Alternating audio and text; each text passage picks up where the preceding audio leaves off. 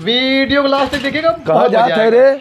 जात है भैया कहाँ है? भैया बम्बई से कमा कहाँ है? स्टेशन में बाटे। स्टेशन में बातें हाँ करे, इतना दिन से हम बीमार है, सारे फोन करे चलाओ हमें देख ले, अइबे ना किया कैसे आज इतना इमरजेंसी में आइए। पता नहीं कहाँ है, आइए ना, हमें कहते हैं जल्दी से आओ। जो चलिए का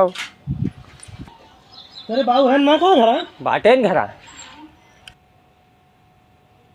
बाबू पाला की खुश रहो भैया, खुश रहो। करे सोनू, एक महीना पहले तो हम फोन करे भैया हम बहुत बीमार है, अब देखियो तो अइबे ना किए, आज इतना इमरजेंसी में कैसे आइए? बड़ा जरूरी रहा बाबू, तबे चला, फिर 2 दिन बाद हम चला जाओ। वो तो हमें झिंगना बताया कि भैया आए हैं स्टेशन में, नहीं तो हम जाने नहीं पाए रहे।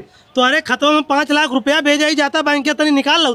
5 लाख रुपया भेजे है? हाँ बाबू बहुत जरूरी है, निकाल लो तो। लागत हमारा लड़का हमें सरप्राइज दे, अब जाते ही हम 5 लाख निकाल लाइव, लागत घर दुआर हमारा बनवाई दी, जाते हम निकाल लाइव। जा